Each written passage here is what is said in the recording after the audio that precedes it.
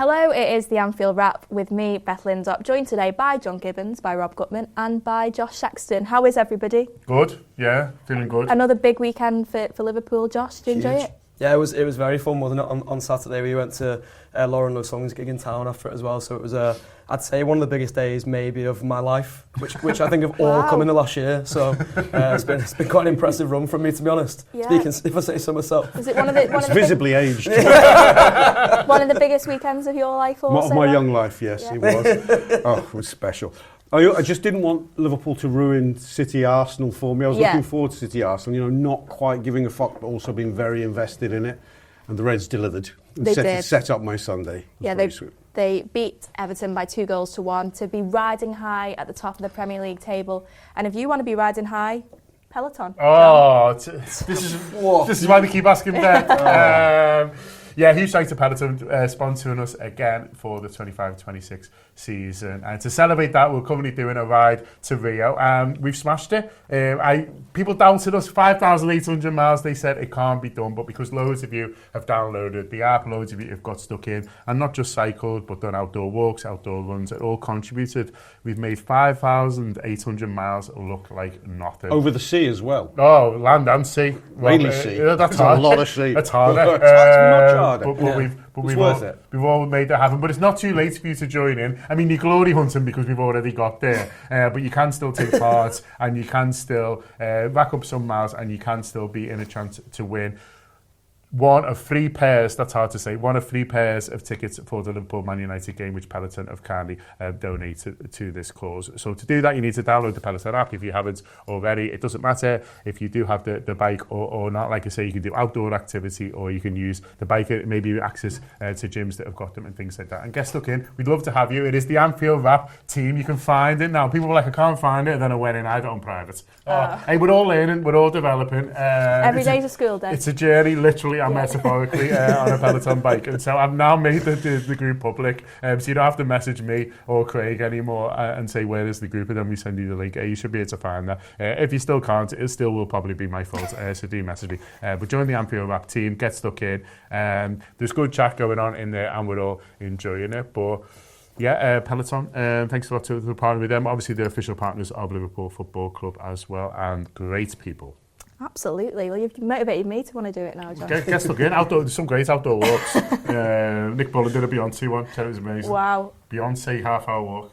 I'm quite disappointed we've got to talk about the football now, but we will talk about the football. Rob, another huge win.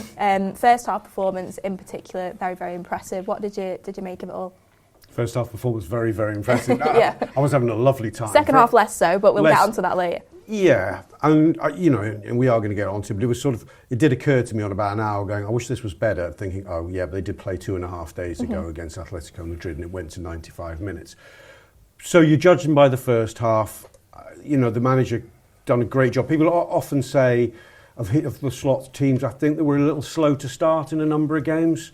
So to be tired and to start fast, rather than to say, let's ease our way in, manage it, get our subs on, I thought it was impressive the way we started fast. And I thought, I wouldn't say we saw the first real sighting of slot 2.0 Liverpool, because there were some key performers missing and not fit.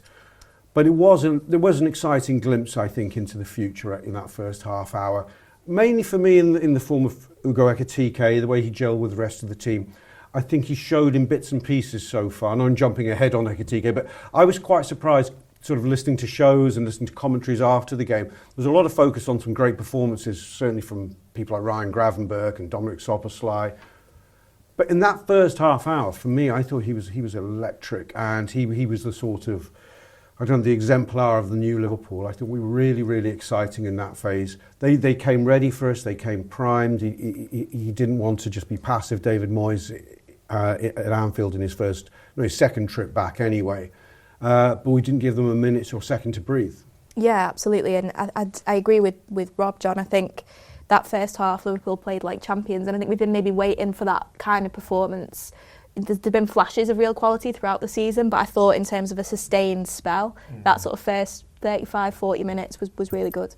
Yeah, what was really noticeable with me was the speed. They moved it from back to front, and that was how it felt a little bit different from the earlier games.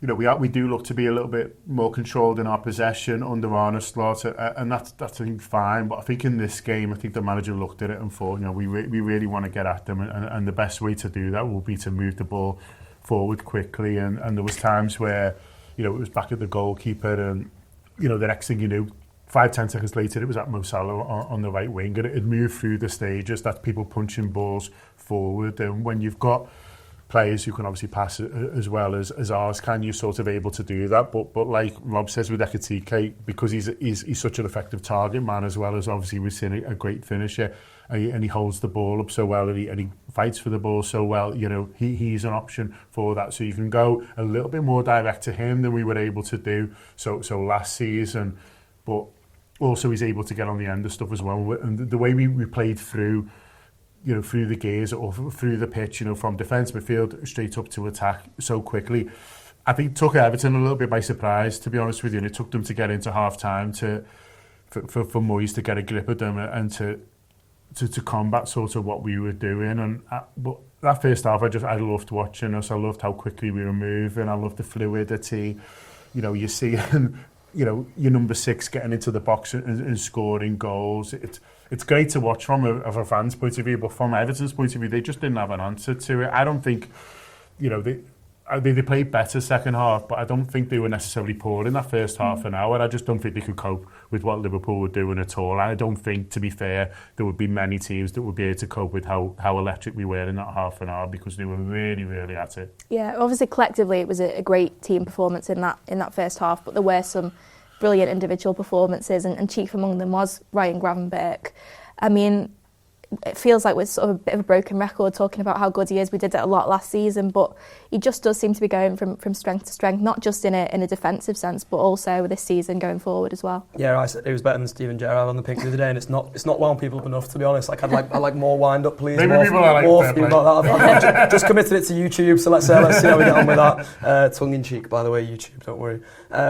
He's just improving every single game, isn't he? And I think the thing that is impressing me the most about Gravenberch this season now is how much he's growing in sort of physical stature too. Like there was one moment in the Everton game where he sort of does his spin on the half turn, and I think where Everton were trying to get at him first half, I think they had a little bit more success with it second half, but in the first half in particular, they were trying to just be physical with him. So every time he did that half turn, they were trying to get really, really tight to him and really stuck into him.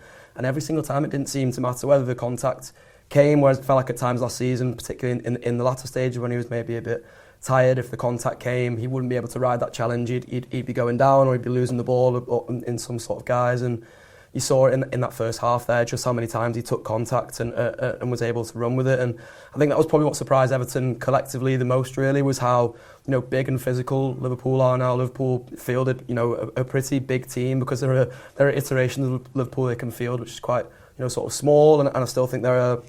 You see it with Frimpong in the week, and you see it with McAllister generally, who I think is always sort of punching above his weight in a physical sense. But there were so many battles across the pitch where I was like, we'll probably lose that because there's a sort of bigger and more physical presence there, and Everton will always get away with a little bit more because of the way referees generally referee these games, where you've got one team on top and one team who's sort of trying to be physical, and we've seen that in derbies in the past, particularly in the last one at Goodison. So I was really sort of encouraged by how many of the physical battles in the first half Liverpool were able to win and able to get on top of Everton. You look at Conor Bradley and Jack Grealish being another one. I don't know if we would sort of come on to talk about Conor Bradley too much, because he's probably one of the more understated performers at the weekend, really. But he won that physical battle with Jack Grealish so often throughout the game.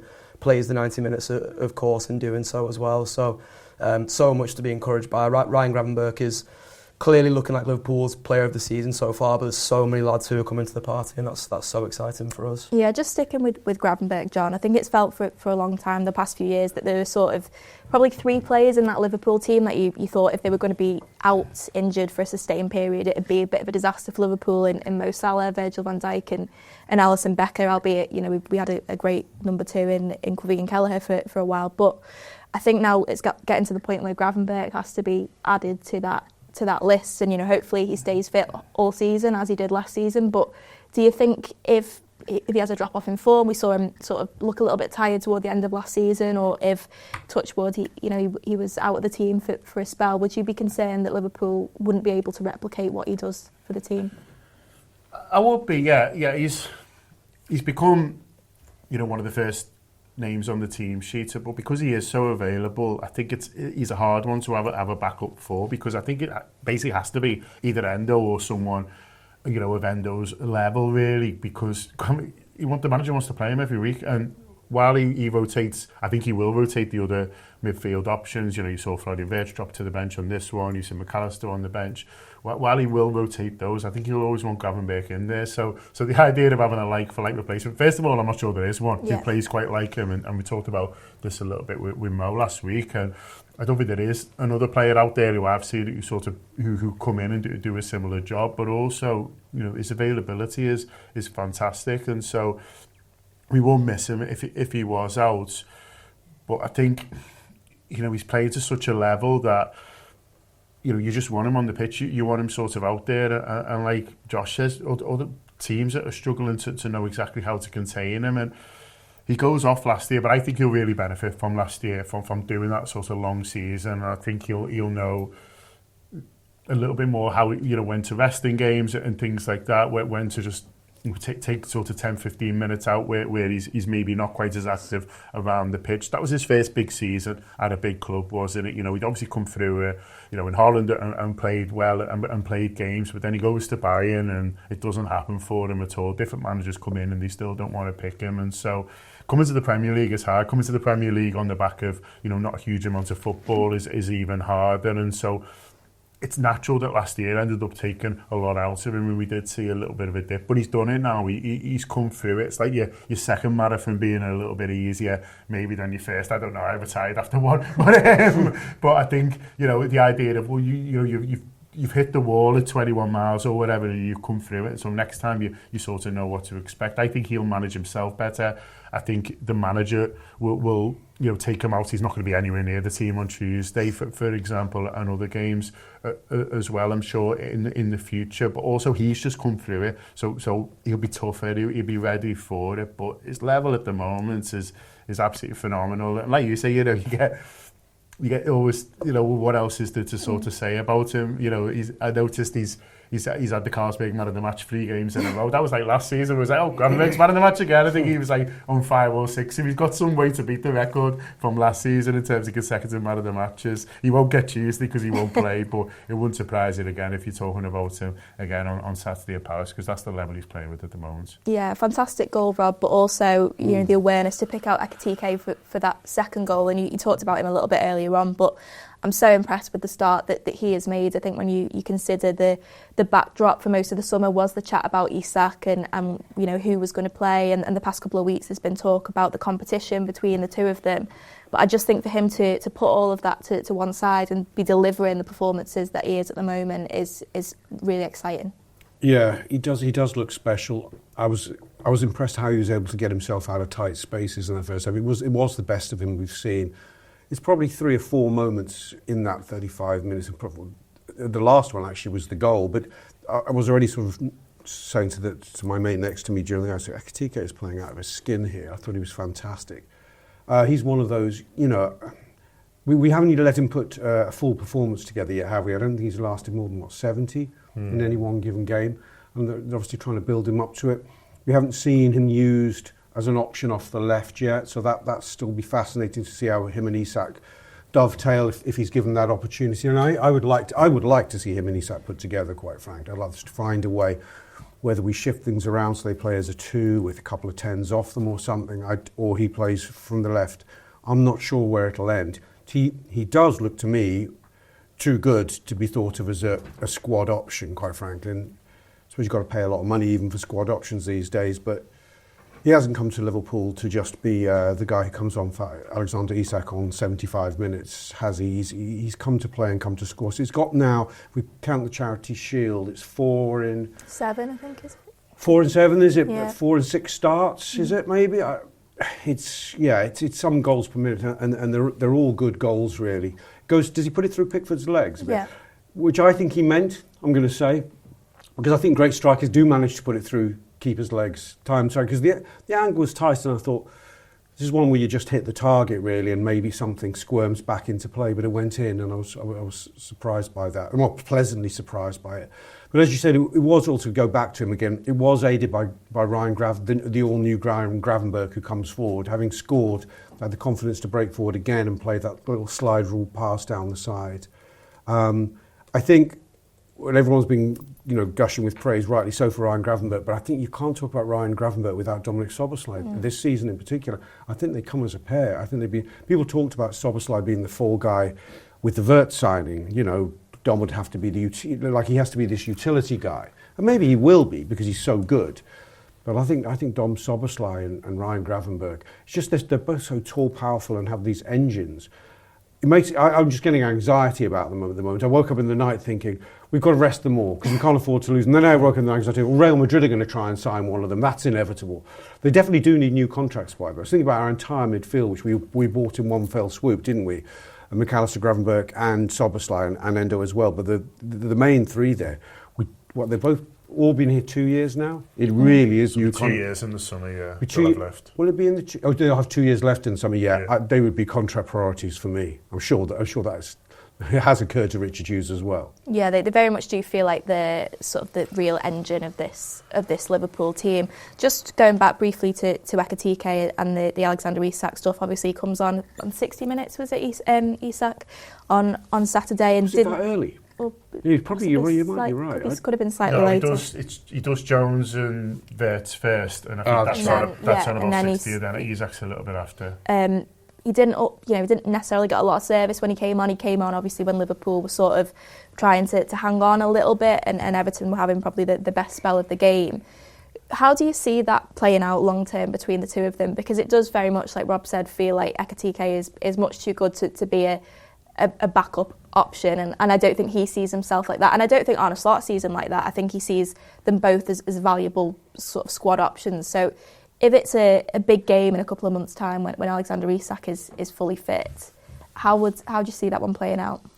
It's a tough one to call, isn't it? Really, like there's a world in which I think they've probably both been signed because we're in AFCON year, and who knows what's going to happen with Salah's sort of long-term future now. If it feels like Arne Slot is probably moving towards, well, I would like Ekitike and Isak to be the two who lead the line for me going into the future, given their age profiles as well. They feel like people who can be at Liverpool for a long time to come, and I don't think Ekitike will be looking at it and feeling in any way sorry for himself. I heard Jamie Carragher, and there's been a couple of other pundits in the media coming out saying they feel sorry for him. I mean, you have to look at his Instagram pages, multiple of them, to see that he's a very, very confident lad. You can see that the way he plays in front of goal. I remember when me and John and Craig were on the tour in the summer, and I was a bit worried when I first saw him. He almost looked too tall. Like he looked like one of those lads who maybe be a little bit cumbersome, but he's got a surprisingly low centre of gravity. Like Rob mentioned before, his ability to get out of tight spaces and to engineer things and get little passes off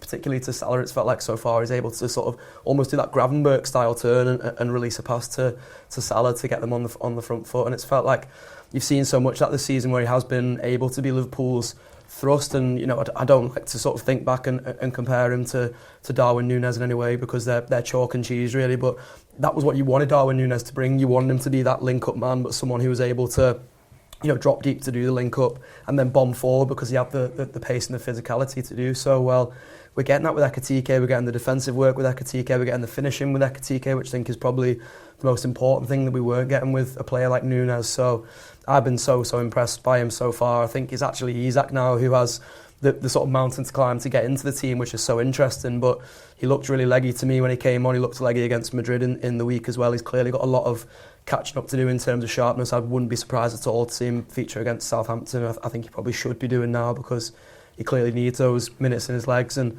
I imagine he'll be looking at Ekitike and going, I've got a really, really tough chance, tough challenge in front of me to try and replace him in the team. Yeah, great week for Ekitike and for Liverpool on the pitch and off the pitch as well. Obviously a landmark ruling with the introduction of the Hillsborough Law, and talking about that now is Neil Atkinson with Steve Kelly. It's Neil Atkinson with Steve Kelly to talk about the latest developments in Hillsborough Law, the wide campaign. The campaign, I think, Steve, for me, what I find most impressive about the campaign is how it's brought so many different campaigns together. The generosity spirit there is between all these different campaign groups and the lack of ego there's been where all these other campaign groups have put their name and put their energy behind something with the Hillsborough banner on. I think it speaks volumes about them, and it speaks volumes about the people who work on it from the Hillsborough side. Yeah, it's unbelievable. I'm in a campaign group called Hillsborough Law now, and we, funny for the last Labour Party conference just along the waterfront here somewhere, we had a meeting in a cafe, and though people couldn't come because they're spread all over the city and the country, and the lady who runs the group started to read the names of the various incidents like Grenfell, COVID, Manchester Arena bombings. I apologise for not mentioning them all, but it was on 3 pieces of A4 paper. Yeah, and it's growing every day, and Hillsborough is sort of finished in the likes of challenges now since the criminal trials, but we all support others who are going through this. If I could just mention one particular family who struggled, and that's why we need to bring this in, because Grenfell, it's a big massive community. Manchester Arena bombings has created a publicity to gain a lot of support, but this young family were living in London, and he lived on the Thames, but anyway, the Thames flooded this night, and the water seeped into the house, down into the basement, and the toxic fumes rose up and killed little 7-year-old Zane in his sleep. His father was also poisoned. He's in a wheelchair for the rest of his life, and his mum, Nicole, was in a coma for 3 months. And when she got better and they got a few friends to start helping them, they started going out of the night, in the middle of the night, drumming up support, trying to get support everywhere, knocking on doors, and people were saying, the X Factor's on, will you come back? And that seems to be what was important in life, the X Factor, and not people who've lost their lives and were challenging massive authorities like Thames Water.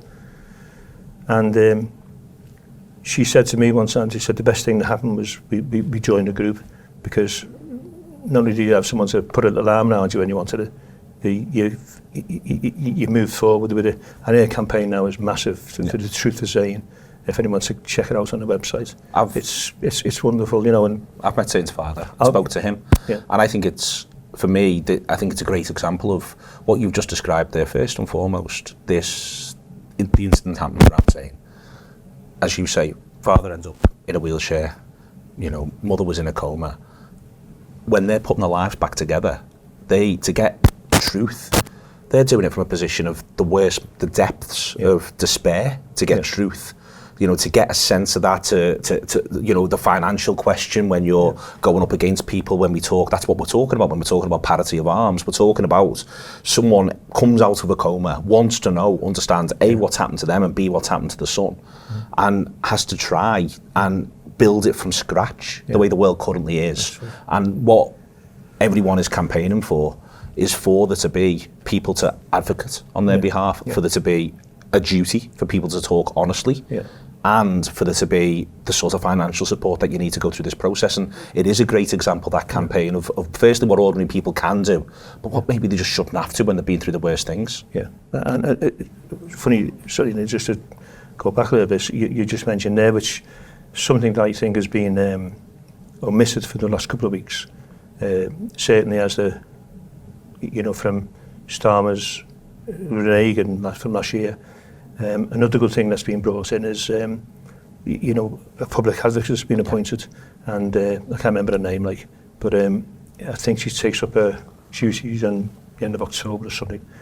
But that's good because, just giving my own example, again, after Hillsborough, I went up and found Mike, because he was a John Doe, they couldn't find, and I drove to Sheffield, found him, and I was on my own, and the police treated me terrible, like you did at lots of families, and you were very, very vulnerable, you were very lonely, and they were giving you all this, will you, tell us how many pints you had, or does he like a good bevy, does he like spirits, you know, and all this kind of thing. And then even afterwards, after I identified him, which was hard enough, I then realised I had to go and phone my mother, you know, and I'm thinking, God, you know, plus I could have gone for my ma. And, you know, all they said was, oh, we'll sort out in a minute, will you come upstairs and sign these forms? And I went, well, I said, no, I won't, you know, I regained myself a little bit of composure. And, but they didn't want that. They said, well, we'll come to the phone in a minute. I said, no, not on. And I'll be honest, I was a bit sort of scared to do that on my own, because we all respected the police, didn't we? But now, hopefully, from day one, there will be someone to come and help you to speak and lead you through the law, that kind of thing, because, you know, let's be honest, I mean, we don't really know, but I don't anyway. And you need good support, and the Hillsborough Law, I think, will bring that through. One of the things that always struck me, it's now a lot of the panel documents still aren't back available online. Yeah. One of the things I always looked at was I saw one once, which was the size of the bill the FA racked up in the 6 months after Hillsborough on photocopying.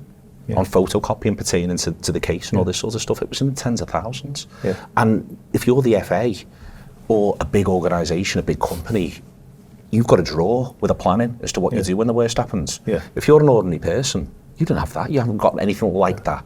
And that is one of the things that, you know, with the change in the law, that's what we're looking to redress, that ordinary people, they're not going to have a plan in a drawer like these companies will have, but they've got someone who knows what to do. Yeah, and you know, hopefully the palliative arms will commit to that, and you know, we can hopefully then, if these incidents happen, which they will again, sadly, you know, things happen in life, and but you know, straight away there's going to be a support plan in action, and how anyone can sort of dismiss that and try to put it back or allude to, you know, well, it's not right, and I think it is right. The original one, when Ian Byrne was presented to Parliament, has been worked on. Ian's been part of that process. The lawyers, Elkin Abrams and Pete Weatherby, have worked tremendously hard on it. Yeah. And I've seen sort of both drafts, and I don't pretend to understand them, because it's all obviously legal jargon, but Pete's explained it. And it's the second document, or the second bill, is a better one. It's more protective, I would suggest, than it's been a big 10 days of progress that we've seen publicly. I'm sure there's been loads going on behind the scenes, but 10 days approximately we've seen publicly this week and everything that's gone on.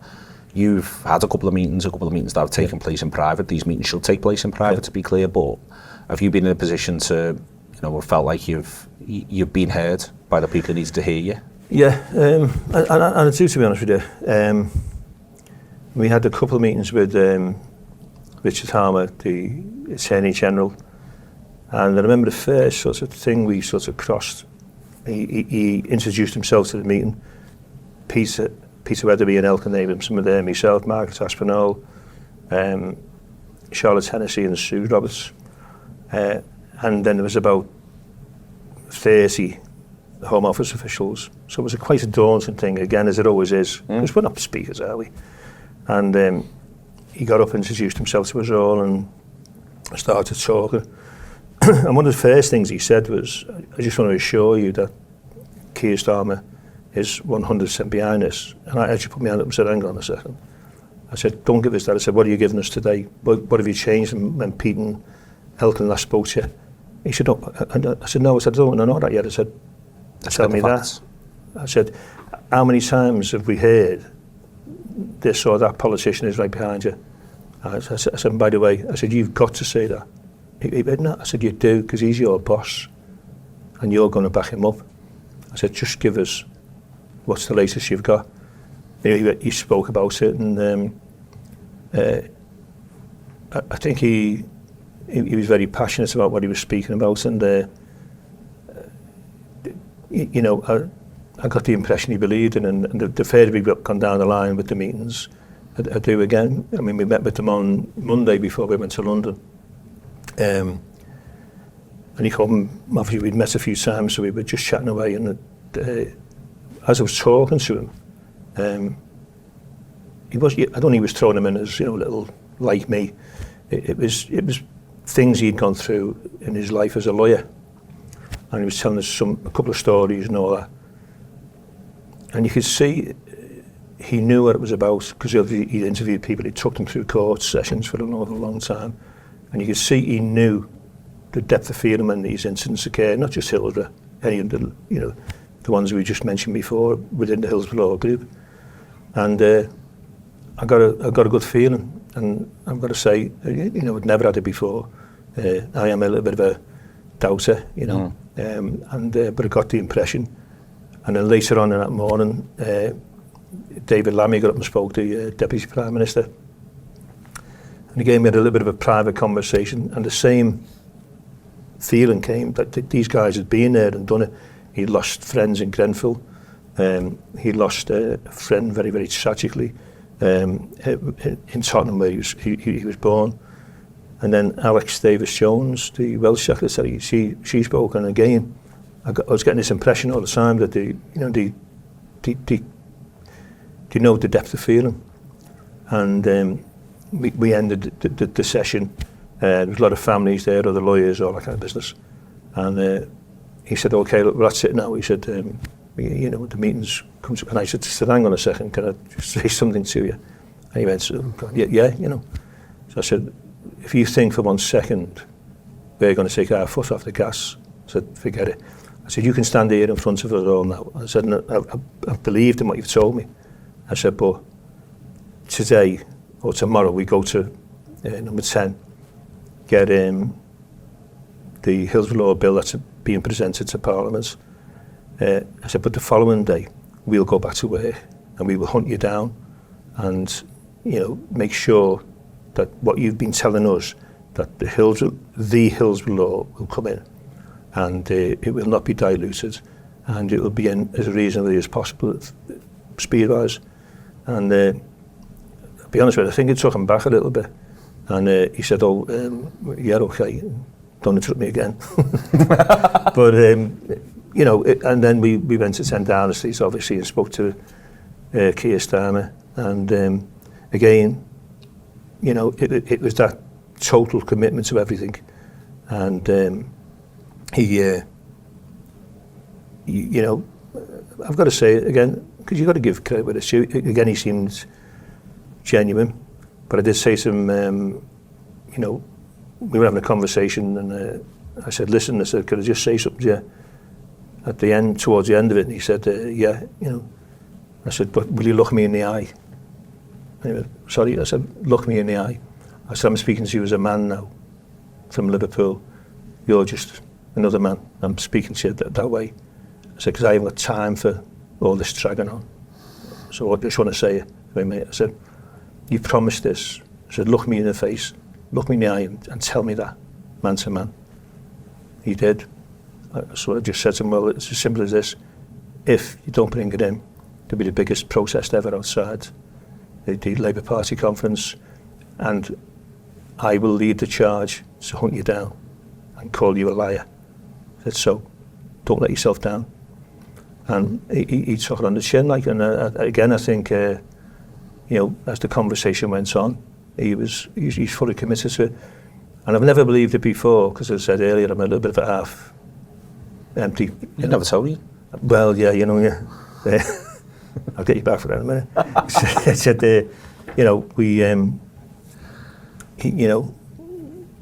we'll trust you this time. I said, but if it doesn't happen, I said, don't bother coming to Liverpool, because you're not very popular anyway. And don't make it worse for yourself, because if not, I'd say your tenureship is dead, and the Labour Party are probably dead in Liverpool if you don't get this through. It's been a long road since April. It's obviously been a long road before that. It's been a long road since April. Now there is the next phase of this. It's got to go through the full parliamentary process. Yeah. Let's be clear, there will be dissenting voices that will be looking to call it out. Anyone who's listening to this, who's watching this, it's still time to write to MPs. It's still time to make crystal clear, in full, undiluted, this is where me and Byrne, Pete, Elkin, Richard Harmer, where everyone's ended up, That's what we want to see end up on the statute books. Now's the time, yeah. as you say, to go back to work, to say again, this is what's got to happen. Yeah. And the undiluted part, because we know there'll be noises in committee. We know the House of Lords will go, we don't like this for a variety of reasons, because they've got a lot of people, and there's a lot of people who can get in a lot of people's ears at this point. It is very important, isn't it, that the point is reiterated that this is what the people want. Yeah. And hopefully I alluded to that before, you know, as I said to Lammy, you know, we're back to work tomorrow, and we are already. And I have full faith in Pete Weatherby and Elkin and Ian Byrne to push this forward. Peter said to me at a meeting last week, he said, you know, we need to keep it going. We need to push that message. And hopefully, you know, the last few days and whatever, I tried to do that myself, as others have. And you know, we won't trust them. You can't. You can. John Lennon once said something in the song "Working Class Hero." First, you must learn how to smile as you kill, if you want to be like the folks on the hill. So you've got to go in. You've got to be polite. You've got to be, you know, whatever. But when you come back out and you throw into the lawyers, you've got to be vicious. And Pete better be vicious, I think. You know. And don't watch this, please. You know, he said from when we leave Starmer's office, we will still be looking at the finer detail. The lawyers will do that because, you know, we can't, we don't know what to do. But I trust them 100%. And again, I hope I'm not betraying their confidence. Peter said it's good. It's very good. And that'll do for me. That'll do. It's been a long process to get to this point. Thank you very much to Steve. It's time, especially if you're not in Liverpool, it's easy to talk about this stuff with reference to the Merseyside MPs. If you're, as part of this Anfield Wrap, whatever you're on in the country, if you're outside of Merseyside, now's the time to be speaking to your Member of Parliament, whichever party it is, now's the time to be saying that you will be supportive of the Hillsborough Law as drafted by Peter Elkin, worked on with Richard Harmer to come through. Thank you very much to Steve. Thanks for listening. Thanks to Neil and to Steve. Going back to the football then, John, Liverpool in the second half, they took the foot off the gas a little bit, I think it's fair to say. And I tweeted something and I sort of said, you know, Liverpool can't keep giving teams encouragement in games.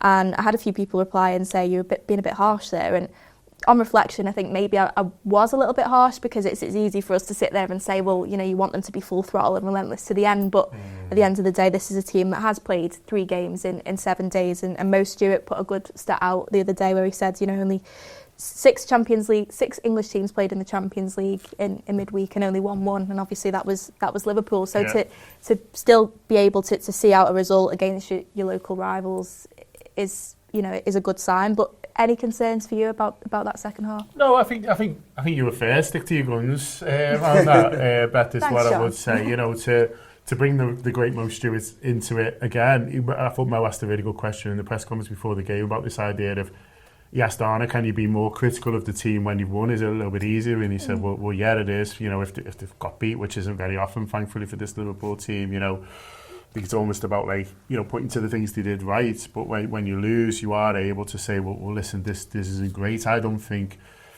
Liverpool are managing games particularly well at the moment when they drop down at an intensity level. We all saw how good they were in the first 35 minutes playing at a certain speed, but that's hard to do for 90. It's even harder when you've just played Atletico Madrid on Wednesday night and like Rob said, played the game that had to then go to the wire because, again, you know, they were struggling. I think in terms of the goals Liverpool are conceded at the moment, I think there's sort of 3 ways you can see the goal. Sometimes someone just does something brilliant and you have to hold your hands up in fair play. Sometimes there's a defensive mistake and then you concede. I don't think Liverpool have conceded either of those goals at the moment. I think it's the third one, which is you just keep letting teams attack, and if you keep banging on the door, eventually you'll get through, and we're allowing other teams to do that, and we just, like you said, like give Everton a little bit of encouragement, and we give them the encouragement by continuously giving them the ball, and it's McAllister who gives the ball away for the goal, but I don't want to be too critical of that moment because, you know, it could have happened 2 minutes earlier when someone else gave the ball away for the goal, and I think in these moments where we're trying to control the game, it's like not everyone's quite sort of on board with it. There was a moment in the first half when we're just trying to see it out, and we're just keeping the ball and we're just passing it about, and we're not doing anything really. But it's fine, you know, just pass him to take the sting out of it when you're 2-0 up is sometimes okay. And then it goes back to Alisson, and then he plays this ridiculously ambitious ball to McAllister when he's got, I think, 3 better options, 3 easier options. And you're like, what's the point of the outfield players all playing these sensible, safe passes if you're going to go, do you know what I'm going to try and do? Hit him for 40 yards. Just like, it's almost like they can't quite help themselves as a team. And that's not to pick on Alisson, because later on it was someone else. There's another period in the first half where Szoboszlai is in a bit of trouble and hits this brilliant ball to Conor Bradley, and Bradley just needs to control it. But he goes, oh no, I'll leave it for Mo because he might be in, and then we lose the ball and they break because it doesn't quite get to Salah, and you think you don't have to do that. You know, so you just put your foot out. Like Szoboszlai's done something great to get us out of a little bit of pressure. It's a phenomenal pass, and Bradley takes the risk and goes, oh, I'll leave it to maybe go to Salah, rather than just goes, if I control the ball here, you know, and carry it, you know, I can pass to Salah in a minute and we could be in. And so it's almost like they want to be this team that expresses themselves, and they want to be this team that takes chances, and that's great. But they can't help themselves when it's the moment. It's like they know it's the moment to contain, and they know it's the moment to do nothing daft or to just keep it, or just take the sting out of it, and then after about 10 passes someone goes, oh, no, I'm just going to do this, and then we lose it. And so it's almost like teaching themselves really to do that in those moments, because I think there's a little bit of a fitness thing as well going on for a couple of players. And so McAllister's giving it away probably because he's starting to feel like his legs are a little bit heavy and stuff like that. And so I think we'll get better at this when we get fitter, is what I'm saying, because these key players, you know, McAllister's probably our best controller. We haven't really got a controller midfielder. We've got different types of midfielder, like Rob talked about before, you know, these engines who are just phenomenal and getting about it. We've got a midfield that's great at making things happen, and we've got a midfield that's great at making it hard for the opposition to play. But you know, you can't have everything in a team, and you can only pick 3 of them. So what we're maybe missing is someone who just, you know, is out there. He just controls games. McAllister's probably the closest we've got, and at the moment he's struggling to get through, well, I say 90, he's struggling to get through 60, if we're all honest. And so him dropping a level sort of didn't help. So I think fitness will help, but I think it is a bit of a mindset thing as well. Is it, if we're making a decision as a team to take 5 minutes out the game or to get to half time, everyone's got to buy in. You can't just get bored and go, oh, I'm just going to try and ping one, especially not if you're the goalie. I wonder if there's a way you can speak that sort of controlling midfielder into Curtis Jones, because it's interesting the way when he was used. The way he was used when he came off the bench, it felt like he was the one who just did put his foot on the ball, and I don't think that's the first time he's done that this season. It's huge really. Sorry, Josh, it's huge that he was the first sub, so that's an honest knock going. He was going to come and sort this, and he did. He was brilliant. Exactly, and I think that's almost like there's no technical leap for Curtis Jones to make to be that midfielder. I don't think. I think it is purely mental. It's almost that thing of saying, like, you can go and be the main man in this team if you want to. You can go and grab it by the scruff of the neck. It doesn't matter how many superstars are here. It doesn't matter, you know, where they're from in the world, and the fact that you're the local lad who maybe feels like he needs to be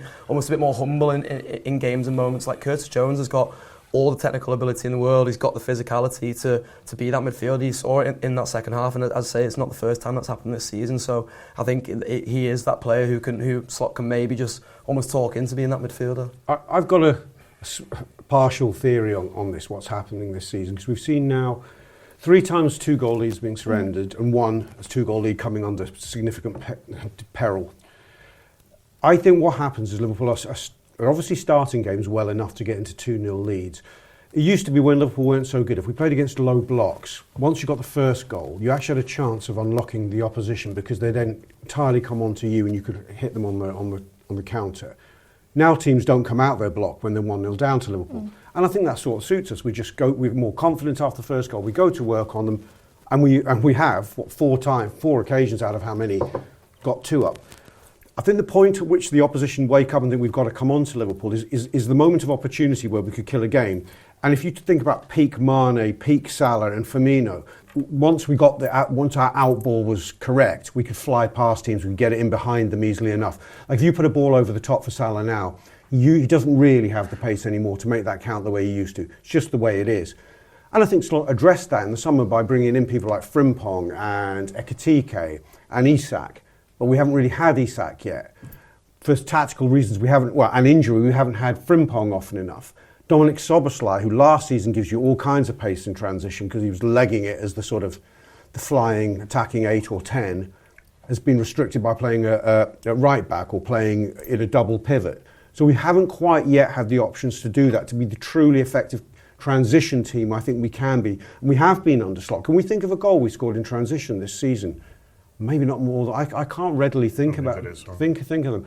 And that's the goal I think you should be scoring when you're 2-0 up, because those opportunities to a good, fast transition team come thick and fast. A number of times I thought, great, the midfield have got the ball out of their feet. There's a ball. Is there a pass on? They go, oh no, Salah's had to drop 10 because he knows he's not going to fly past the fullback. Gakpo isn't quick. Gakpo's another conversation. And Ekitike we tend to have on the pitch in the first hour when the teams are deeper against us. So it'd be fascinating to see Ekitike have a proper go against, tired defences in the last 30s. Then I think we'd see the sort of goal I want to see. I think there's a thing that you were saying there, because John mentioned it before about how it's maybe just a fitness thing and there's maybe some adaptation still to do, but I wonder if they're sort of still falling between two stools. Like one of the things that sticks out so much to me from Slot's first sort of interviews, I think he did one with Chelsea Grimes for TNT Sports last season, where Chelsea was asking him, what's the big difference you think between your style and Jurgen Klopp's style, and he was saying, the thing he's going to have to really, speak into the players is that it's not always that vertical pass, like the hero ball that John was talking about before, and maybe that's where, the players are still getting used to that adaptation from what you were saying there, from the days of the, peak Mane and Salah, where it was that hero ball, but it was done because the out ball was there, and maybe the out ball's not now because Slot has the team structured slightly differently, but they're still going for that hero ball because it's like, well, it's the natural way to get us out and maybe get us back on the front foot. Well, Trent as well is a factor. Exactly, yeah, of course, yeah. You sort of forget about Trent and his ability to play that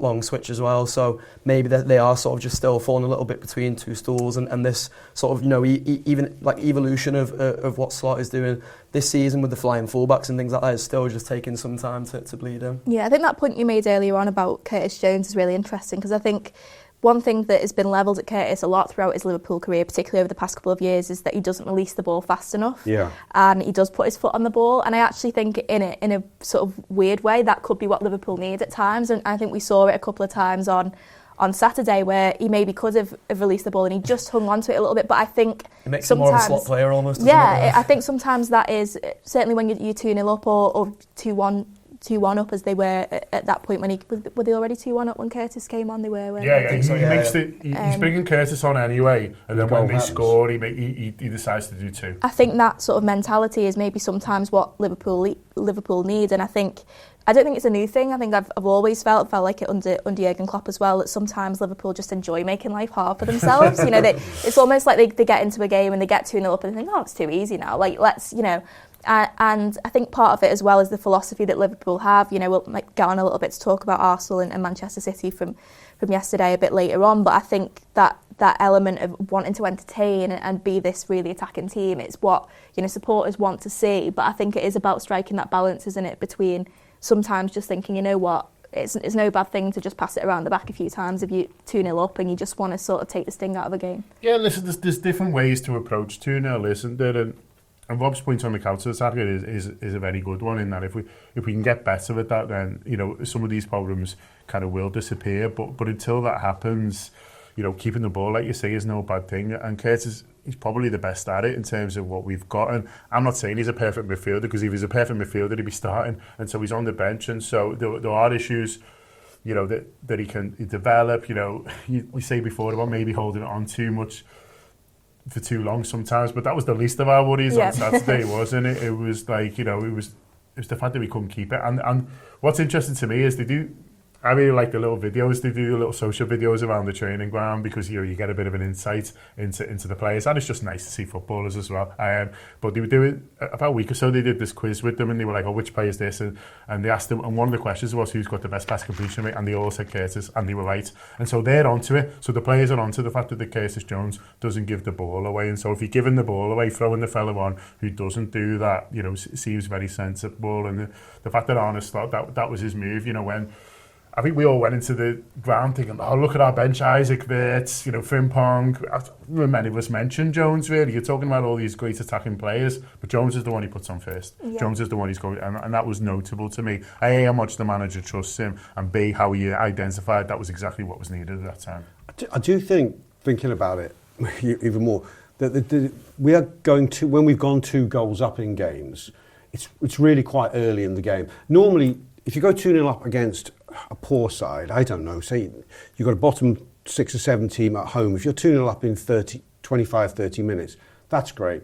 They're not really equipped to hurt you. You can have a bad 15, come out second half, get the third, and you roll them. But if you're playing a truly competitive side like an Atletico Madrid, a Newcastle, an Everton in a derby, even and Bournemouth, if you get them early enough, and we've got all those leads, I think within about 55 minutes, haven't we, roughly, some earlier, they're not teams that just take their fate. There's going to be a point where they go, no, this changes here. And their whole mindset becomes aggressive and coincides with the fact that you do have to breathe. And I think that, in a sense, we've been victims of our own success. Let's put it this way, if you go in all those games, give us our first goal, but then force us to wait till about 70, 75 for the second, I think we stay much more front-footed. I think it's just natural human nature or sporting psychology to slightly go more back-footed at 2-0 because it's really a sense of mission accomplished. And I think we're slightly victims of that as well, just circumstance.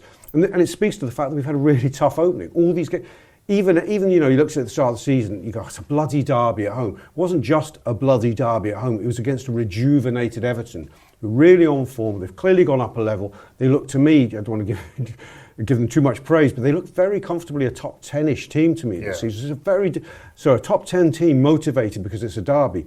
Very different prospect. We've had Arsenal, Bournemouth, who are playing really well, Atletico Madrid, who are traditionally a big threat.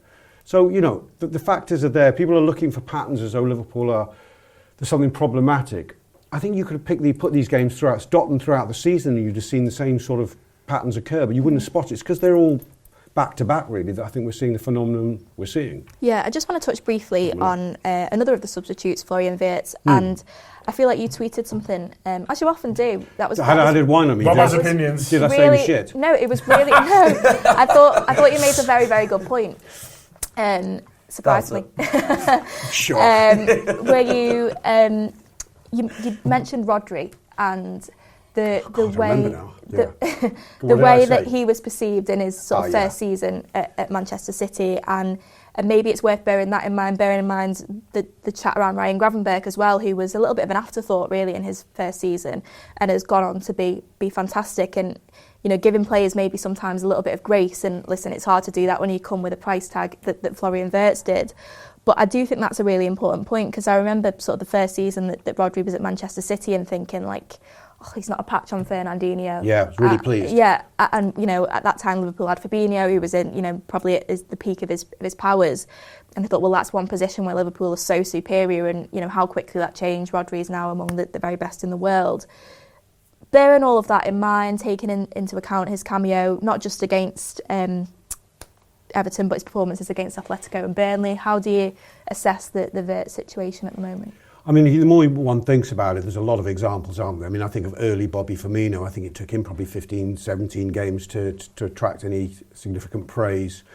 Fabinho was another classic, because we're just thinking Liverpool. People were writing him off left, right, There's a game where he doesn't even make the bench. Yeah, and I think he has a bad game. It was against Arsenal. Maybe people are going, he's too slow. People were absolutely sure that he was finished. But then there are others, you go, well, like Darwin Núñez, doubts came early and they never really went away. So it's hard to read. People in my generation of fan will remember Peter Beardsley coming as a British record buy and doing okay, but being very outshone by John Barnes. And it took him till 3 months in to suddenly come to life. And I remember, because you didn't have YouTube, where you hadn't seen other players, you just knew they had a reputation. So I thought, God, he's a minimal player. He's just a touch here, a touch there. It's not that exciting. He's doing all right, but he's a record signing. Then suddenly a light switched on in December, and Beardsley was dribbling past people and scoring goal after goal. You went, oh, right, that's what it was about. And I think we're yet to see this with Florian Wirtz. I was talking to Steve Graves in the pub after the game, and he goes, I'm just a bit worried, he lacks a bit of pace. I thought, I don't think it's that at all. And we haven't bought him as a speed merge, but I think he is quick over his first 5-10 yards. But you could see against Everton, the physicality caught him out. And Isak, same by the way, they were both rubbish when they came on. I mean, there was a bit where Isak lets the ball go out of play, I thought. And I thought, what am I watching here? it was really quite. I think they both almost were shell shocked what they walked into. It's hard to sort of underestimate, I think, for those who aren't familiar with it, what the derby is. And Everton were not going to let up at that phase of the game. And Wirtz found himself facing his own goal, being snapped at by 3 Everton bruisers. And he lost the ball, I think, on one occasion. And the ground visibly seemed to sort of gasp and go, "Oh, is this what we've got?" So I think it's mad if you haven't seen Wirtz's quality already. They haven't. He's not some kid we've mis-scouted here. He was the most wanted young player in world football. He's just 22. He's younger than Harvey Elliott. We can afford to be patient with him. As we can see, we can genuinely afford to be patient with him. And I think you're seeing, like, you've already seen some sort of green shoots of what Florian Wirtz can be. Like, I think he's been so clever as a footballer so far. That's the thing I've been probably the most impressed by when I watch him is his mind. And I was almost thinking of, like, what is the comparison in the Liverpool team that he's even close to stylistically? And it maybe does come back to Curtis Jones and the control point we were making before, where actually the thing that's frustrating me a little bit at the moment with Florian Wirtz is that thing that you said that used to get levelled at Jones, and probably still would get levelled at Jones if he was playing more. He's been holding on to the ball too much. There was the point at the weekend where he does the fake shot, loses the defender, and then another Everton defender comes across, and at that moment you're just thinking, like, if a lad with a bit of confidence who had his legs under him a bit more and maybe didn't feel, I think he looked a little bit leggy when he came on was one of the other issues. So maybe if he felt a little bit more like he was sharp in that moment, he'd just flash it across goal and at least give Pickford something to think about, because it was on his stronger foot. He had the beating of the man at first, and he just cuts back. And it's those kind of decisions where you do just think a player sort of looks like they maybe lack that kind of clinical edge in a moment, or that ability to just confidently release it in the way we've seen maybe Ekitike do, in the way we've seen Salah do for so many years now, Gravenberch and Szoboszlai, and all these players who've had that chance to settle into this Liverpool team, albeit Szoboszlai, massively hit the ground running when he first came in, didn't he, and then went through a dip after that. These are players who've got used to playing this Liverpool system, who've got used to, I know when this player's going to be here, so I can pop the ball off to him. And maybe we've seen little flashes of that with Wirtz, I think maybe in the earlier games, but he's almost losing it, I think, as he starts to feel leggy. And I have no doubts it will come. I have no doubts it will come when he's not up against Jake O'Brien, who's a 9-foot right back, and Alisson's playing mad 80-yard switches to him as though he's an out ball. I think it will come when we can sort of find that sort of way to build a system around him. And I know that sounds stupid so far because he's not played particularly well, but as Rob says, this is not some kid who's come from some minnows who we think has got a high ceiling. He's a player who's already right up there in world football, and the high ceiling thoughts that come around him should only be exciting rather than daunting. Yeah, one thing I always come back to was a few of us spoke to him after the Athletic Bilbao game in pre-season, and one thing that just really struck me when he came to speak to the media was just how sort of shy he was and how quiet he was. And players don't have any control over the media attention that they get. They don't have any control over the price tag. And I think that was a real moment where I was like, he's so young. He really is so young. And listen, do I think we maybe all expected a little bit more from him? Yes, probably in these first few games. But I do think that maybe does, as your tweet very shrewdly pointed out, Rob, we need to give players grace sometimes. But I do one thing I would say on a slightly worrying note. It's not his form, but I do worry for younger footballers in the current media age, because having witnessed what it did to Darwin Núñez in the banter age, and everyone's so present online, and older pros like Salah can say to younger players, don't be so present online, but they can't help themselves. So anyone wants to talk about. The media is bigger. They're focusing on his numbers. He's going to have to be mentally strong here. There's no doubt about this.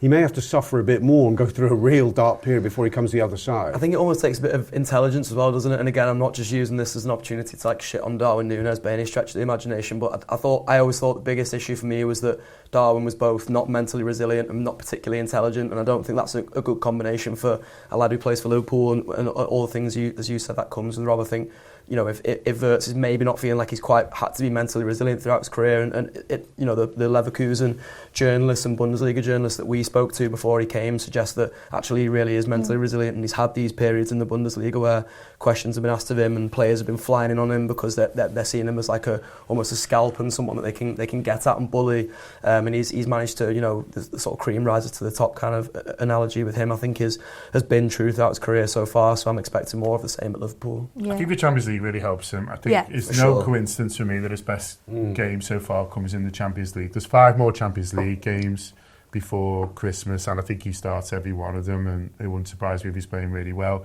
There's obviously 2 more international breaks where he's going to go away in Germany, and it's interesting he talks about the sticker that he gets there, so he is used to it. He is used to a lot of attention on him, and when he was doing the cup in the air after the free kick, it was about the German press, and so I think he's someone who, because he's come onto the stage so good so early, is used to a lot of attention. I don't think the price tag will necessarily sort of bother him too much, really. I think he just is finding it hard at the moment. But the Champions League, I think, is a massive help. I think he's been signed to win the Champions League, to be honest with you. So I think if he finds himself on the bench a little bit more between now and Christmas, I think the manager's able to tell that story to him and to everyone else that, well, listen, this is what we've got the squad for. It's you're playing every midweek. He's starting all these Champions League games, so it wouldn't surprise me if he starts Tuesday and then he's out the team. On Saturday he's on the bench again. His Palace, it wouldn't surprise me at all. And then the manager's able to say, but he's starting Galatasaray on Tuesday, and we're just moving things around. Same with the forwards. And so I think those games, those 5 games with some brighter maybe appearances off the bench than we saw at the weekend. Like Rob says, slightly mad games, and it'll just give him a little bit of breathing room. And what also gives you breathing room is winning every week, and the Reds are doing that as well. It does, absolutely. Well, just stepping away from the football for a moment, I think everyone around this table will join me in saying we were devastated to hear of the passing of former Liverpool women's manager Matt Beard over the weekend. He was one of the first people really in when I started out in sports journalism who I dealt with on a regular basis. I remember sort of going to interview a women's player actually at Tranmere Rovers training grounds, Solar Campus, and I wasn't even there to speak to him, and I remember being in the canteen and he came up with a piece of toast in his hand and he shook my hand and he said, "All right, darling," as he did to everyone, and instantly sort of felt at ease. A great man with a massive legacy in the women's game, and John spoke to Emma Sanders from the BBC about the impact that he's had. And it is John Gibbons, and I'm really pleased to be joined by Emma Sanders now, who is from BBC Sport but has obviously covered the women's game for a long time. Will have interviewed Matt hundreds and hundreds of times, I would say, sometimes in person, sometimes on weekly telephone calls, and has also been able to call Matt a friend for a number of years. So Emma, thanks so much for taking the time and coming on today. I really appreciate it. No, thanks for asking me. I was just chatting to you before recording the show, and I think it's really important to talk about Matt, to talk about his achievements, his legacy, and thank you for asking me to give me that space. I think is really great. I want to start by talking about Matt's impact on women's football as a whole first, because I was reading a lot online about different people's tributes to Matt. It was helping me sort of deal with it yesterday and helping me smile about Matt. And something that came across maybe even more so than I'd realised was the number of people who were talking about his impact on the women's game as a whole. So I wanted to start there because, I'm a Liverpool fan. I love him for his time at Liverpool, but what he did at all the clubs, but also just how he put himself out there. I saw one person say, he cared about women's football when hardly anyone else did, and that was a sort of a real impact. The stories about him, giving up his job to take on that Liverpool role and move, his family up here and all that because he wants to do it, but also he believed in it was huge. And so can you talk a little bit about, for people who don't know Emma, about where women's football was when Matt started working and how much of himself he put in to raise the level and to help get where it is today in this country? Yeah, I mean, firstly, I completely agree. I think, I've known about the impact he's had on the game and the legacy, which obviously I'll go on to talk about. But I think even I was, moved by seeing just how much of an impact he had made over the last, 24, 48 hours. And I was at the Manchester United Arsenal game on Sunday at Lee Sports Village, and Mark Skinner, who's also been in the game for a long time and knows Matt well as an opponent and obviously I'd imagine a friend as well outside of football, and he described Matt as an icon of the game, and he said he's up there with Emma Hayes. And I think, for those more widely, I think even that in itself as a sentence maybe gives you a little bit of context, because it was Matt who laid the foundations at Chelsea. He was the one who sort of brought in professionalisation to that club. There was quite an infamous story where he'd sort of asked John Terry to help out with, you know, paying towards some of the players' boots, some of the players' kits when they were at Chelsea together. He was one of those that would always knock on the door of the boardroom and say, we need this, we need that, basically to get more facilities, to get better staffing, to get more support, to get all the right resources for his players, because he cared deeply about the game. He cared deeply about people's opinion of the game, but he also cared deeply about the players and the staff that were working within the game. And I think it was Farrell Williams who said on Radio 5 Live over the weekend that one of Matt's biggest strengths was that he cared about absolutely everything, maybe more than he cared about himself, which I thought was a really powerful thing to say from Farrell, who was obviously a player who played under him at Liverpool, played against him several times.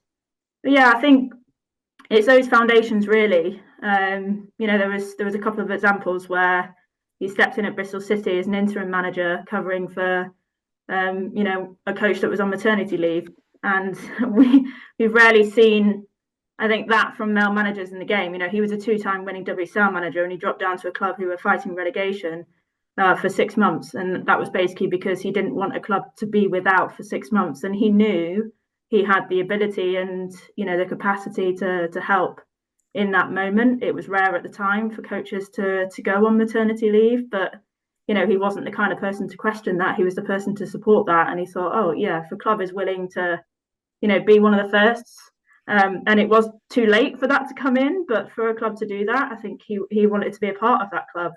At West Ham, he took them to their first FA Cup final. He sort of was a kind of player kind of coach that made every player feel like they were $1 million. That was a trait of his that I always really liked. Perhaps we might come on to talk about this during his time at Liverpool. Perhaps actually what was often used as a criticism of his management style was that his teams were, very organised, very physical, I think was the word a lot of people used. And some people might describe that as boring, but I think it actually was a reflection of his players willing to go to battle for him. And that was because they knew that he'd been battling for the game for them for so many years. So it's so hard to put into words. I hope, even just a couple of those examples helps to provide some context, but I don't think anyone can actually describe what he did for the game. I don't think anyone can really show how far the game has come under him. And he really is, a trailblazer. He really is an icon. And I think the game is in a much better place now for him being in it. Absolutely. And another thing that really came across to me, and you touched on it there, Emma, that the personal side of his management is that so many of the players said he saw us as people first and football as second. And, a lot of them talked about, he believed in me and the belief he gave them. But it was more than that. It was almost that he understood that really football is about people, and football is a workplace, and football, if you're a manager, it's about getting the best out of the people, who you're working with, or are working under you effectively. And that might be tactical sometimes, and it might be, developing them as footballers, but also it's about understanding them as people as well. And as someone who's a little bit younger than Matt, a few years younger than Matt, I imagine that must be quite hard when you're dealing with young girls in a lot of senses. But how he was with them, and how he understood that he was about developing them in every way, it really seems to have come across. And that was something that really stood out for me, that there's so many footballers who worked under him who just felt about so warmly, and that's some who he picked every week, and it's some that he didn't. It's across the board. Yeah, and you know what, it's actually quite a simple solution, yet there's so few people in the world that I think are able to do it, and it's to treat everyone the same. And that's what he did, and he treated people in the media the same as he treated his players. He treated the opposition, fellow coaches. Everyone was the same.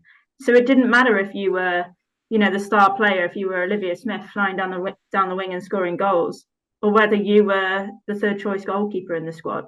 He treated you exactly the same. And I think that's such a skill, and it's such an art, yet it is something so simple. And to him, that was normal. To him, it was just, I want to make everyone in the room feel happy. I want to make everyone in the room feel the best that they can possibly be. And I think it's a testament to the way he was with his players that so many followed him.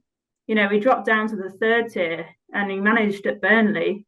And you had Mel Lawley, who was playing WSL football at Everton at the time, who was, you know, a terrific player at Liverpool under him, following him to the third tier of women's football because she wanted to play for Matt Beard. You had Yana Daniels, you had Jasmine Matthews go from Bristol to Liverpool and then to Burnley again to join him. I think that's just a testament of the impact that he had on players.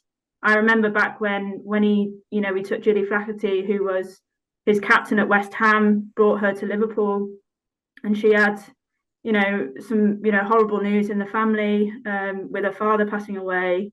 And Beardy was like a dad to her in that moment, sort of taking on that father mantle role and, caring for her even after she left the club. And she's spoken about that, many times publicly. Beardy himself, went through difficult times while he was at Liverpool. He lost his dad.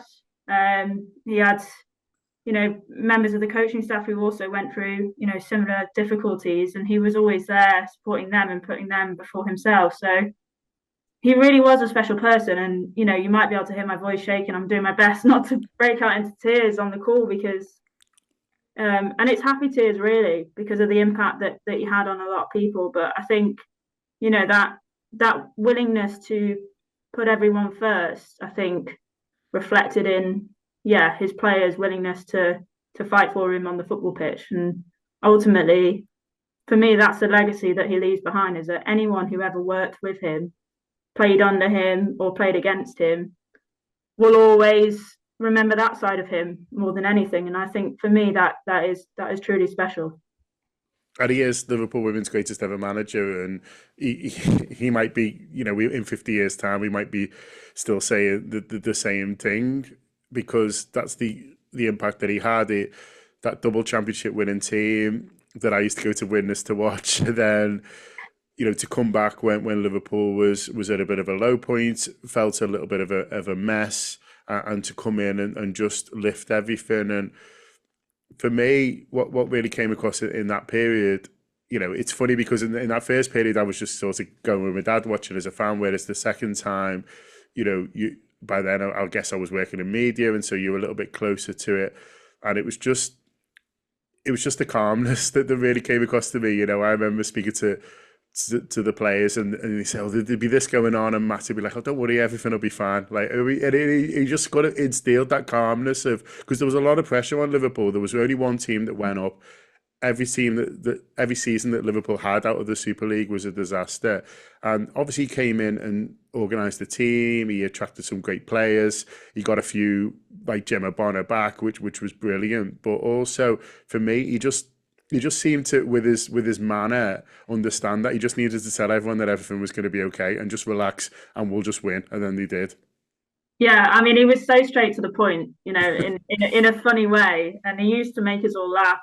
I know he made you laugh as well, John, in the media conferences, in the way that he spoke about things that were going on. And I think, you describe it really well there. But I think it was, certainly in his second spell when, as you said, the expectation was to go up. I think at the time, and I'm sure many people would admit this, people maybe saw him as maybe an unromantic, appointment, because he was someone who was pragmatic. He wasn't someone that maybe was going to completely change the style of football at the club. He wasn't someone that was going to introduce a Pep Guardiola, possession dominating game. He was someone that was going to win you football matches, and that was why Liverpool brought him in at the time, because they needed that sense of security. They needed a pair of safe hands, and there arguably wasn't any safer hands in the game than Matt Beard. And he did come in and he did say, look, everyone just needs to chill out. It's a game of football. We'll be fine. And they were fine. They won the championship. They went straight back up to the WSL. He led them to a 4th place finish over Manchester United, which was a huge achievement. For a team like Liverpool, who haven't had the same investment, the same resources as other clubs in, what has become known as the traditional top 4 in the WSL, for him to break into that with his team in his final full season at the club was very impressive. And you know, you look back to those back-to-back title-winning seasons, 2013, 2014, and the players that he brought in at the time. You know, Liverpool were one of the first clubs to pay full-time professional wages for all of the players, and he was a huge part in making that happen. You know, you don't give that kind of backing and trust to a manager unless you believe that you're in safe hands. And you know, he paid that back with back-to-back titles. So yeah, he's without a doubt Liverpool's most successful manager, certainly on the pitch. But I even think, you know, off it, I know that John, we've both been to plenty of the tours at Melwood when Liverpool women moved into the training ground. And I know at the time when Matt took the job the second time running, when he came back, when they were in the Championship, he said, I want my staff and the girls need to move into a professional training centre. He wanted them to move into Melwood. He wanted those resources. And he said, if you really care about the club, that's my demand, essentially. You know, I want these players to be in the best possible place they can be. And, you know, Matt and Russ Fraser, who was the managing director at the time, they worked together to make that happen. So I think that's, even now, when, you know, the women's team are training at Melwood, you know, world-class facilities under Gareth Taylor at the moment, I think they'll be thinking now that we're here because Matt helped make that happen. Absolutely. It's another thing that he's done for this club. In terms of yourself, Emma, if you don't mind me asking, and I know it's very raw, but what did he mean for you professionally, first of all? Because what always came across to me, Matty was so given with his time, and whenever we would ask him, he's been here to the studio when we did something, and you know, obviously we've spoken to him a few times as well at the Anfield Wrap, but as I alluded to right at the start, I used to do weekly calls with him on his way to training. He'd just say, he'd ring you in the car, well, you'd ring him and he'd be on the hands-free in the car, sort of going in and all those chats. But I know even after he left Liverpool, you know, he used to sort of speak a lot. You know, how much respect did he give you professionally? How much of himself did he give you? And how much did that mean to you as a journalist who was covering the club and the WSL as a whole? Yeah, it meant everything to me as a journalist, and he showed me huge respect. And I think, you know, in terms of that respect, it was the time he gave, it was the honesty. And I think that was another word that I saw a lot of, you know, my media colleagues use, was the word honesty. It is sometimes difficult for managers and players, like we totally understand, you know, they don't want to give away too much in the media, but to Matt, it was normal. He didn't see us as journalists, he saw us as people that, you know, were wanting to find out even more about him, more about his team, or basically to open discussions about the football. And he only ever saw that as a positive thing. So he wanted to work with the media. He was happy to work with us, and he wanted to give us as much as he felt like he could. And I think that honesty was the thing that we really, really valued as, you know, as professional colleagues. But it was also funny to see his relationship with the media grow, I think. I remember during the COVID times when we sort of started press conferences on Zoom, which was a pretty new thing in the WSL. You know, it wasn't really until the last, I'd say, 3 to 4 years that press conferences for women's football clubs has become a regular thing.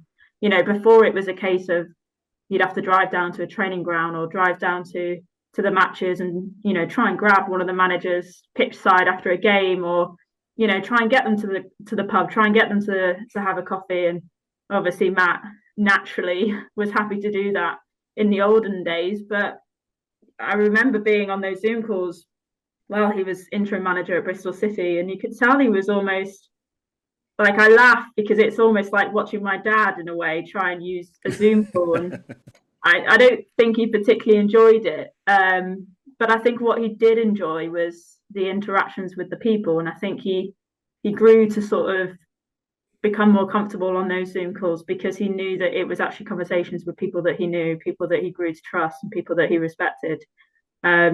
I'd known him for a while. We'd come across each other, but I don't think we really knew each other until perhaps those weekly calls started becoming a common thing. And then, you know, when you then come out of the pandemic era and it became in person and it became, you know, more regular interactions, I think that was when we really got to see who Matt was on a professional level. And it, you know, it was it was his time and it was his honesty that really stood out for us all. And yeah, the post-match media conferences were always funny because you knew that if he'd lost a game or if he'd maybe been on the wrong side of a controversial refereeing decision, that you were in for quite a funny press conference, I think would be the word I would use.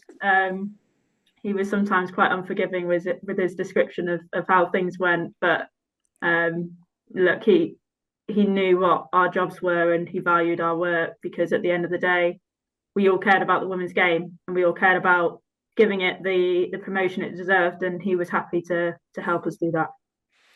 But you have called him a friend as well. I don't know how many WSL managers, past and present, you would call a friend. I would imagine, because of, you know, it's work effectively. You could count them on one hand, but he was one who you do count as a friend, and that must, I guess, make it even tougher for you, you know, at the moment, because, you know, we're all talking about what he meant for us as Liverpool supporters or as fans of the WSL, but for you, you know, you have lost a mate as well, and I guess what it does, and I know it'll make it even tougher. Yeah, it does, and I think, you know, I always considered him a friend publicly. I think everyone knew he was a friend, but yeah, I think because, you know, you're working alongside him 75% of the time that you see him, you maybe, you know, I call it my work hat, and you put that on and you interact professionally. But I think with him, it never felt different. You know, when I was saying at the top of this, you know, this conversation, it was that he treated you the same no matter what. So even when I was in my work hat as such, I still felt like I was talking to the friend Matt, because he made everyone feel like, you know, you were his friend. And I think that was his special trait. But yeah, we shared many memories together. We only spoke on the phone maybe a week or so ago, and our most recent conversations have been around a podcast that he was desperate for us to do. You know, he wanted to call it No Hold Bars in a Bar because he wanted to discuss what he described as the real issues in the women's game, but naturally, in typically beardy fashion, he wanted to do it over a pint in a pub or a bar. And if we're being honest, that was mostly where we spent our time together. I had many phone calls with him, you know, early in the morning, late at night. Sometimes he wanted to chat about football and he just wanted to analyse a game. Sometimes he just had really random conversations, really random stories that he wanted to tell me about.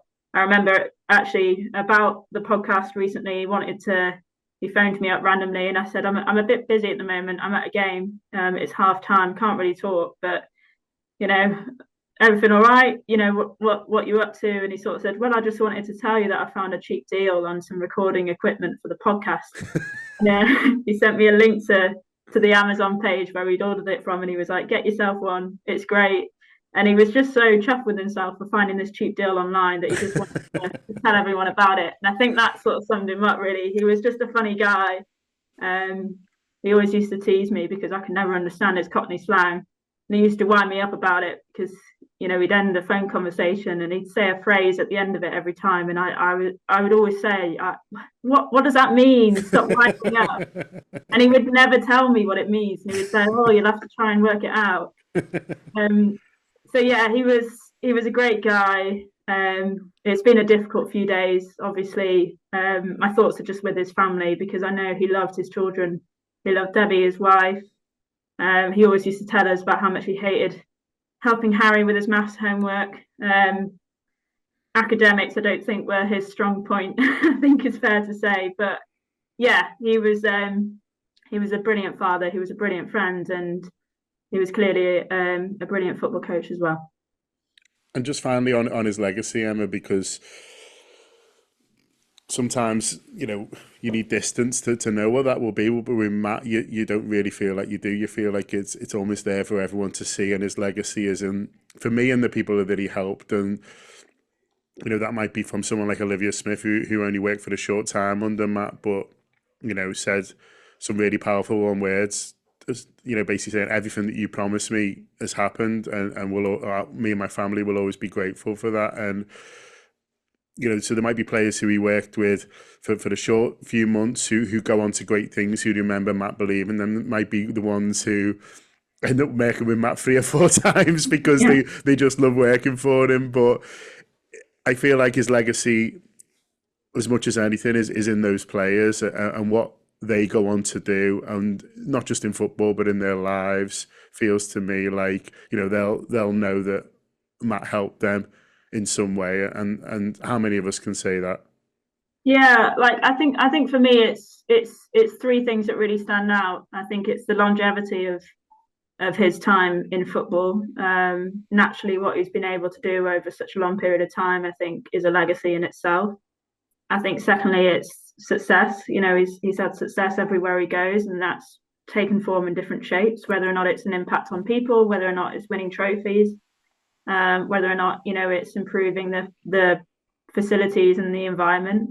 But I think lastly and most overriding is what you describe, and for me it's the widespread impact on everyone. And I think the significance of the person he was and the impact he had, I think, has really been felt in the last 48 hours. I mean, the magnitude of messages, and not just people that are genuinely upset that they maybe might have met him a few times. It's people that are genuinely upset that met him a few times but felt like they knew him, because it wasn't just a fleeting conversation. It was a really intimate conversation, or a really intimate action, or just something he did with every single person. And yeah, that was it's remarkable really when you think about how many lives he's changed in the space of time that he's been working in the game. And yeah, I love him and I miss him. Thanks so much, Emma, for coming on. Really appreciate you sharing so much. A huge impact he's had on people, I think. A women's game, of course, but on people, and we're 2 of them. And I'm really grateful that I got to spend some time with him, and I know you are too. But thanks a lot, Emma. I really appreciate it. Thanks, John. Yeah, thanks very much to Emma there. And Josh, I know you were someone who saw a lot of Matt Beard during his time at Liverpool. Just sum up for us what he meant to you and the impact that you feel he'll leave behind. Yeah, I think it was your tweet which sort of summed it up for me over the weekend. It was so sad seeing that news break, and seeing his son on Twitter, and the tributes he's been paying, and just friends and family that've been around him. I think shows the measure of the man, really, doesn't it? Like he had such a huge impact as a human being, not only as a football manager, but for us as Liverpool fans and fans of the women's team. He was the one who brought Liverpool back to the party. Like one of my favourite seasons of following Liverpool was that season coming up from the Championship, and loved so many members of that team. And it was heartwarming seeing them coming out over the weekend and talking about their sort of experiences with Matt, because that's the way you like to think of it, and like to think of your football players and your managers, is that everyone is there as a unit together. And I remember when I spoke to Leanne Kiernan down at Melwood as well, and she said the same thing. She was like, it's like any workplace really, that you've got cliques and you've got friendship groups and things, and what Matt was always so good at doing was bringing everybody together in that sense. And as I say, I think that speaks to the man that he was, and how kind he was, and how caring he was, and what a brilliant football manager he was to have the impact that he's had on Liverpool over 2 spells, of course. And the impact on the women's game will be felt for many, many years to come. And when we think about women's football going into the future, it will be built on people who pioneered it, and so many brilliant women who pioneered it. But when we think of the impact that some of those men have had down the years as well, Matt Beard will be chief among them. It's funny you say about that season. I was thinking the very same this morning. Like, one of my favourite times as a Liverpool supporter of any of the teams was that year when they went up, and we had a good gang of us who used to go together and used to drink together after. But what was mad was Matt was sort of in the gang. And so it was like, so there was like me, Josh, Mike Manning, Lauren Black, Anna Sanders, who just sort of heard from Neil, obviously Philippa Smallwood, there's Andy Bell used to sort of go over. There was a good gang of us who'd watch together and then go for a pint together. But then Matt and Aka would come for the pint and he'd just have a beer, and it was just a really, really fun time. They were winning every week, they were going for the league, and from a bit of a negative with the women's team and wondering, the 2 seasons before had been tough watching them. They were really sort of struggling, and then they went down and you thought, oh, we'll be fine and we'll just race back up, and then they didn't. And so Matt coming in and making it more fun for everyone, but also at that time we had a men's manager and a women's manager who just wants to bring everything in. And I had less pints with Jurgen Klopp obviously, but it was a similar thing. Like Jurgen wants to bring everyone in, and that including the supporters, and recognise what we did. It was the same for Matt. Matt was like, no, we're all going to do this together because it'll be easier and also it'll be more fun. And so they were very similar at the time, and I remember feeling very lucky doing the Anfield Wrap that there was a men's manager and a women's manager who really saw the value of supporters and really saw the value of bringing everyone in. And yeah, some of my favourite times, honestly, of following any Liverpool team would be that year, and the pints and the clipper after the game, and the fact that the manager will bounce over it and join you and talk to you about football for a bit, for as little as he could, because he'd obviously just done the game and then done the press conference, and then just have a laugh and talk about everything else. It was really, really great, and I'll always cherish it. Yeah, he was a great man and some great memories, and I think as Josh said, the comments and the tributes that have been paid to him over the past few days are a real mark of who he was, not just as a football manager but as a human being as well. Looking ahead then to tomorrow. What day are we on? Monday? Yeah, tomorrow. The Southampton game. How do you think he plays this one, Rob? Do you think it's going to be a 11 changes, or do you think there's an argument for playing some players who maybe need a little bit more rhythm? He was asked up, wasn't he, post-match about this, and he was the most categorical of any Liverpool manager in the history of our club in saying, I think 6 were named who played in all 3 games last week, and he said they definitely won't feature. He named, I think, Virgil and Ibu and Gravenberch, Szoboszlai and Salah. And the keeper, I think he might have mentioned as well. So yeah, I don't know. I counted 6, but I think it's many more besides. I think of the starters, I think it could be 11 changes. Although McAllister started, he's possibly he gets some minutes with a view to him not starting against Crystal Palace. We've got such a strong squad now. It's not a question of throwing the kids in, although Rio Ngamoa seems nailed on to start, and he's very much a kid. The only other kid who I think true teen prospect who might get minutes is Trey Naoni, but even then he might struggle because there's other first team squad people who need game time. Curtis Jones Endo needs time, and as we said, McAllister might get some minutes here. So even Trey may have to put up with a slot from the bench. We've got fullbacks who need minutes as well.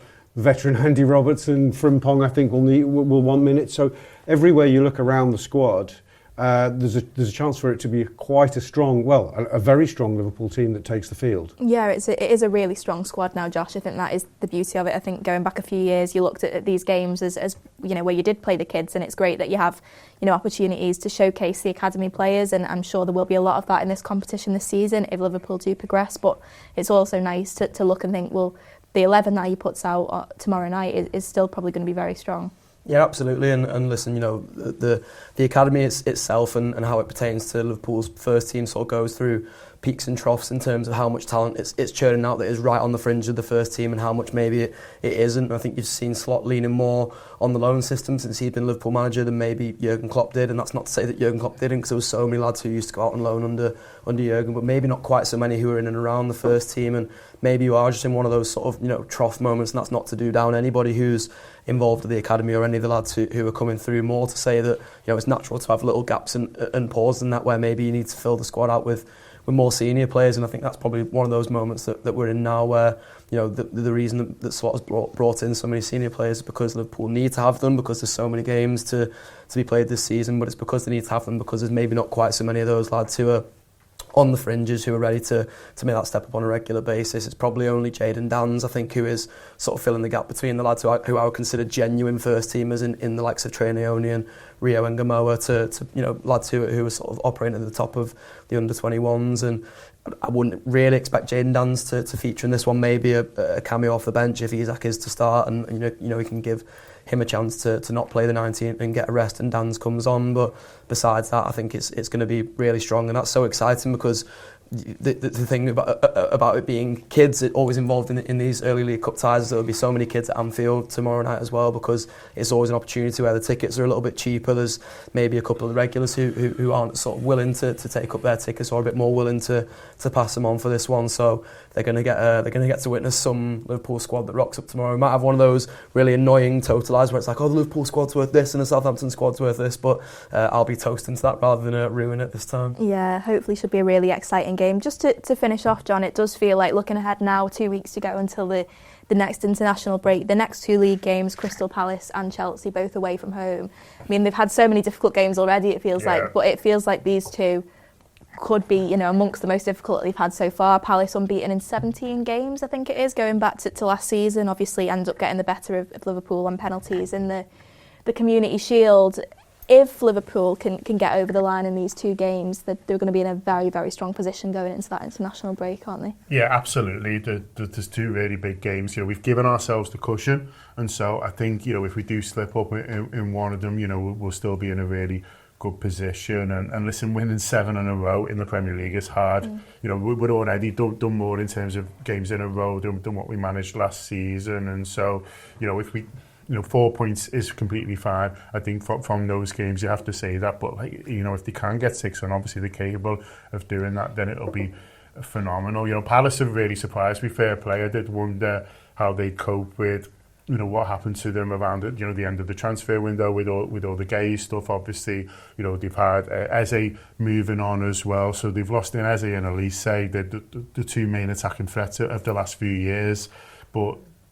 And then they got beat by West Ham, didn't they, straight after that international break, and so you thought, well, is this going to fall apart? But since then, they've had a bit of a reset and look back to the best. Obviously, the manager's really strong, and like you say, the closest province in that Community Shield, but I think that game will help the manager. I think he's got a long time to prepare for it, because we do play Tuesday. I say a long time, longer than normal, what you would get to sort of prepare for the game. So I think he'll look at how Palace, causes problems and how we'd be able to negate those, but also exploit issues that they have. And so I think that Community Shield game will benefit the manager and the players, and I expect us to be strong on Saturday. And like Rob says, there'll be players who don't necessarily need a rest because it's still really early in the season, but I think will benefit from a week. So I expect us to play well at Palace, and even though they are doing well, and then into that, I can't figure out how good Chelsea are. No. Pass. I don't think the Chelsea fans know. Oh, no one knows. No one knows. Anyone who says they know is a liar. They look like early us under Jurgen Klopp, where they're capable of being good, but they're fucking mad as well. Yeah. I think it's a good time to be playing them. I don't think they're all. In fact,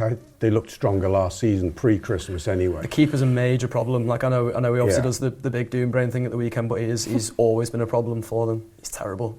Yeah. If it's the wrong time to be playing Palace, it's the right time to be playing Chelsea, and I think everyone would deal on 4 points, but 6 would give us serious command in this title race if we haven't got one already. Hand it over. Very big few weeks then coming up for Liverpool. Big few weeks for the Anfield Wrap. Lots of content coming out over the next few weeks. But thank you everybody for watching. Thanks to Jordan for looking after the images. Andy. Just cheering. I thought you said who.